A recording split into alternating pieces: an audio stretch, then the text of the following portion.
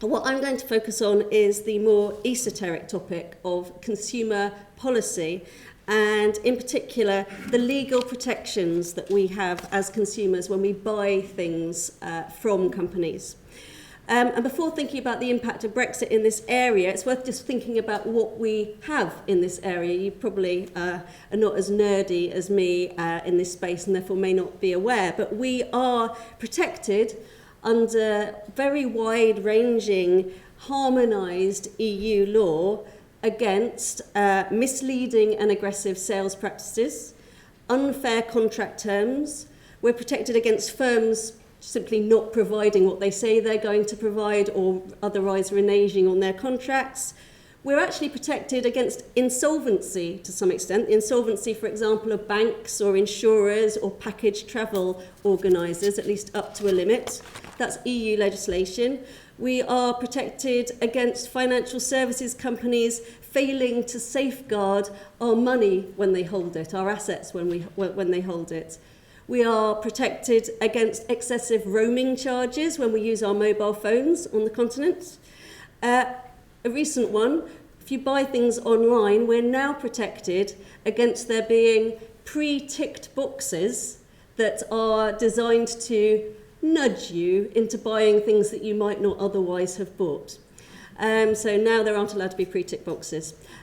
So under EU law as well, EU is very, very keen on the growth of the internet, and there are EU rules that prescribe that when we buy online, we have to have a good right within a prescribed period to return the goods at no additional cost.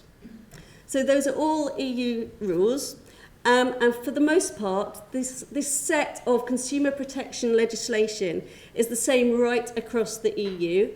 Individual member states can have additional legislation, but once the EU has legislated in an area, member states can't do anything contrary to that legislation. And the EU has seen this legal consistency as a really crucial part of creating a single European market for consumers, in which consumers can buy confidently from anywhere in the EU, including from smaller suppliers who they might not really have heard of, so it's good for entry into the market. And it also, from a firm perspective, means that firms can compete on a level playing field in that market wherever they're located.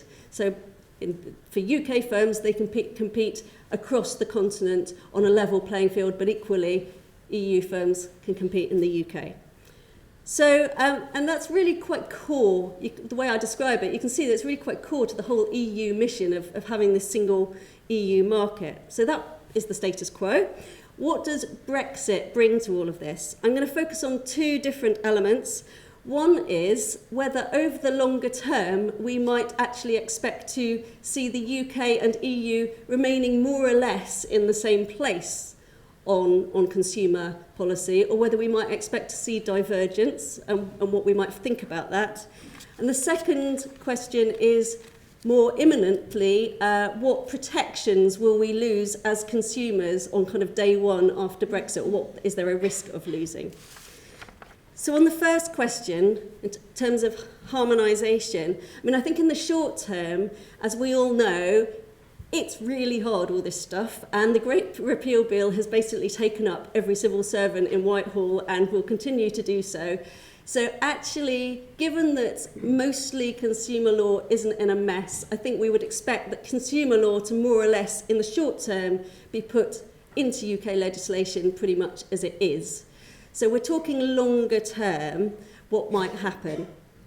And basically, longer term, should we commit in any way as a country to tying ourselves to EU consumer protection legislation to ensure that harmonisation? Well, I'm going to talk about the pros and cons of doing that. On the pros side of that ensuring harmonisation, the first thing is a bit like competition policy that Andreas just talked about. Actually, UK consumer law predates EU competency in this area and has been really influential in shaping the EU law. And therefore, actually, I think that the general view, at least in the UK government, is that broadly, EU consumer laws, not bad, strikes quite a good balance between the needs of consumers and the burden on business.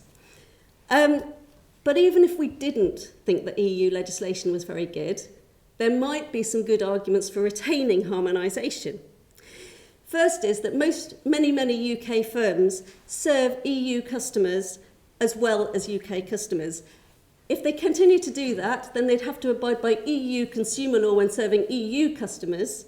And you might think it would actually be less costly. I know that businesses were here last time, so I don't know what they said, but you might think it would be less costly for them to have one set of rules to consider in terms of consumer protection, rather than having to think, well, I've got to give these guys these protections, but these guys in the UK these protections. If that is less costly, then you might expect us as consumers actually to benefit, because lower cost means broadly lower prices. At the same time, we as consumers value, for the most part, I think, buying from EU firms.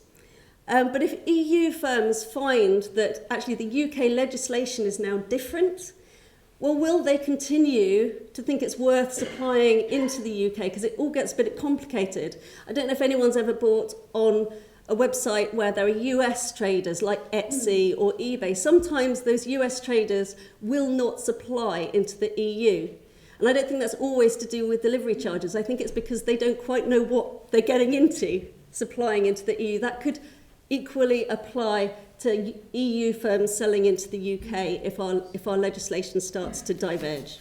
There are, however, so those are the pros. Cons, actually, there will be businesses in particular that highlight that consumer law does place a burden on business, and that business could be leaner and more competitive, including internationally, if it wasn't hidebound by this regulation.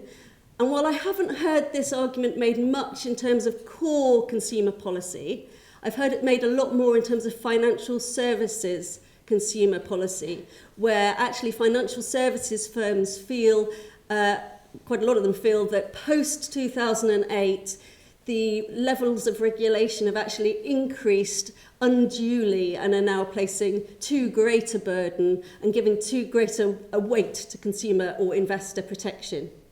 So I don't personally agree with that, but you could see that that's a reasonable debate to have. Another argument, actually, which I find more compelling against binding the UK and the EU law together going forward is, of course, without the UK influence on EU law, we don't quite know where it will go. And we've already, we have been very, very influential EU law. Broadly, I think it's probably, if we think there's a good balance between business interests and consumer interests, that's probably been our influence. I think that broadly, there are areas where we have pulled back the protections in order to be a little bit more business friendly. As consumers, that might not be good, but as in terms of striking the right balance, the UK probably thinks it is good. But the key thing is, do you really want to be tied to a law that you have no influence over?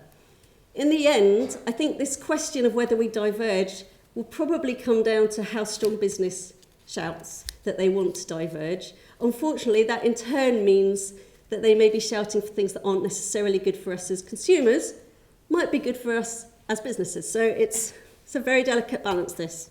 The second practical issue is, and more immediate, is what does Brexit mean on day one in terms of consumer law? And to some extent, the consumer law will be broadly the same, and we will be protected in broadly the same way. But when we buy from abroad, currently there's a whole set of frameworks and networks that help protect us. So, for example, there is a network of consumer protection authorities across the EU who work together to enforce against bad behaviour across the EU. Therefore, if bad behaviour in the UK against a UK consumer by, for example, a French firm, the UK will ask the French authorities to go after that firm, and that all works quite smoothly and ensures really pretty effective enforcement. There's also cross-EU alternative dispute resolution, there's cross-EU small claims regulation when you buy from abroad, and there's even, I didn't even know about this before, but there is a system whereby if you want to bring a consumer redress case against a non-UK firm, you can actually, there's a rule by which you can have that case heard in the consumer's country, rather than having to go to the supplier's country, which is clearly a benefit for consumers. All of this will go on day one, post-Brexit, if it's a hard Brexit, unless we do something to replace it. And what will that mean? Well, it'll make it much harder for UK consumers to pursue redress.